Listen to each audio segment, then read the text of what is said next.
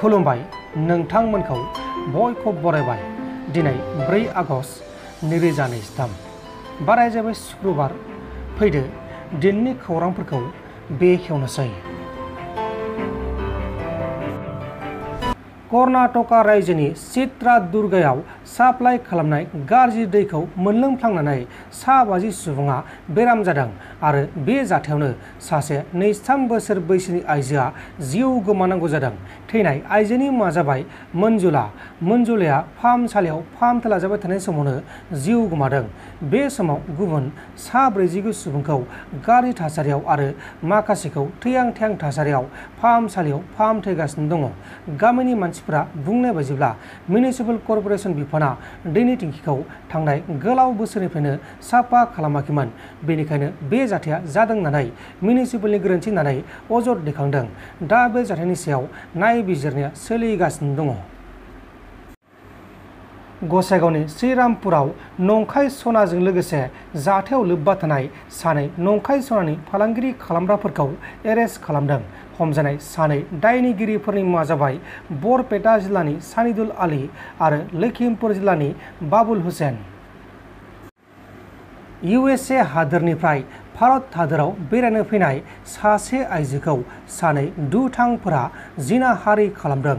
केरलानि कल्लामाव सानै दुथांफोरा आमेरिकानिफ्राय बेरायनो फैनाय सासे 44 बोसोर बैसोनि आइजोखौ बिचआव थांनाय समाव बेजों लोगो जाफ्लानानै जौ लोंनो जासिनानै जौ लोंहोना फेहेनानै जिनाहारि खालामनायनि उनाव गासिबो जाथायखौ पुलिसा मिथिनानै बिसोर सानै दुथांखौ एरेस्ट खालामदों।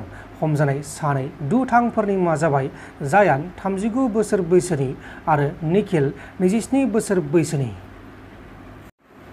खेबसेनो नखरसेनि 3 सुबुंखौ बुथारनानै गारना गालांदों। बिहार रायजोनि काटिहार जिल्लानि सिङाव थानाय बालिया बिलनाव सासे 35 बोसोर बैसोनि आइजो आरो बे आइजोनि सानै गथ'फोरखौ बुथारनानै गारना दोनलांदों आरो गारना दोननाय थासारियाव बोखांनो हादों। बुथारजानायफोरनि मुङा जाबाय सादाब जारिन खातुन 35 बोसोर बैसोनि, फाइजान फिर'ज 6 बोसोर बैसोनि आरो फाया फिर'ज 10 बोसोर बैसोनि। जाथाया जानाय समाव जारिन खातुननि फिसाय फिर'ज आलमआ न'आव गैयामोन। फिर'ज आलमआ गावनि नैथि बिसिनि नखरावसो दंहैयोमोन। नाथाय बे जाथायखौ सोर खालामखो, मानि जाहोनाव खालामखो बेखौ दासिमाव गुमुर मोनथ'नाय जायाखै। दा बे जाथायनि सायाव नायबिजिरनाया सोलिगासिनो दङ। शिलादित्य बिथाङा बर'फोरा हाथियार लानांगौ होननानै बाथ्रा बुंनायनि सायाव बर' बिथाङा फिन जाथाय होदों। बिथाङा बुंनाय बायदिब्ला बर' हारिया हाथियारनिफ्राय गोजानाव फैबाय, आरोबाव हाथियारजों गेलेनाय सम गैलिया होननानै रोखा बुंथिदों।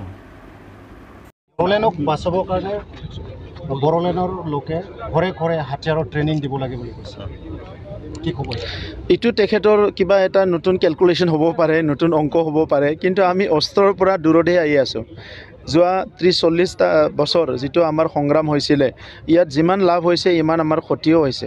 অস্ত্ৰই মানুহৰ ভাষা নুবুজে, অস্ত্ৰই মানুহৰ মৰম নুবুজে, অস্ত্ৰই মানুহৰ কোনো গুণটোকে নুবুজে। সেইকাৰণে যেতিয়াই অস্ত্ৰ লয় তেতিয়াই ধ্বংস হয়। আজি মণিপুৰত দেখিছে, যদিও কোনোবা মেইটেই যদি হিংসা কৰিব নিবিচাৰে, কোনোবা কুকি যদি হিংসা কৰিব নিবিচাৰে, তথাপিতো আজি এনেকুৱা হৈ আছে যে অস্ত্ৰ থকাৰ কাৰণে চবেই গৰম হৈ পেলাই এজনে আনজনক মাৰি আছে। আমাৰ ইয়াতো তেনেকাই পৰিৱেশ আছিলে এটা সময়ত। চ' এই পৰিৱেশৰ পৰা লাহে লাহে দূৰত আহিব পৰাৰ কাৰণে আজি আমি চিভিল ছাৰ্ভিচৰ কাৰণে কথা ভাবিব পাৰিছোঁ, ছুপাৰ 50ৰ কথা ভাবিব পাৰিছোঁ, ডুৰাণ্ড কাপৰ কথা ভাবিব পাৰিছোঁ, আমাৰ এগ্ৰিকালচাৰ উন্নয়নৰ কথা ভাবিব পাৰিছোঁ। গতিকে আজি আমাক প্ৰটেকশ্যন দিয়াৰ কাৰণে আমাৰ ইণ্ডিয়ান আৰ্মি আছে, পেৰামিলিটাৰী ফৰ্চেছ আছে, গোটেই দেশখনত আমাৰ ভাৰত চৰকাৰখন আছে, অসম চৰকাৰখন আছে, পুলিচ আছে। আজি অসম পুলিচ ইমান ষ্ট্ৰং হৈ গৈছে। চ' এনেকুৱা সময়ত আমাক পুনৰ ঘৰে ঘৰে অস্ত্ৰ, গাঁৱে গাঁৱে অস্ত্ৰ, জাতীয় অস্ত্ৰ বুলি কোৱা কথাটো মই কোনোদিন সমৰ্থন নকৰোঁ আৰু মই ইয়াৰ সদায় বিপক্ষে থিয় দি আহিছোঁ আৰু বিপক্ষে থিয় যাম। কাৰণ মানুহ গঢ়িব নোৱাৰোঁ যেতিয়া মানুহৰ জীৱন লোৱাৰো আমাৰ অধিকাৰ নাই। नोंथांमोन दिननि खौरांफोरा बेखिनिल'मोन। बेखिनिसिम नायनायनि थाखाय नोंथांमोननिसिम रोजा रोजा साबायखर। गोजोन्थों। एसेनोसै। जय बर' हारिनि।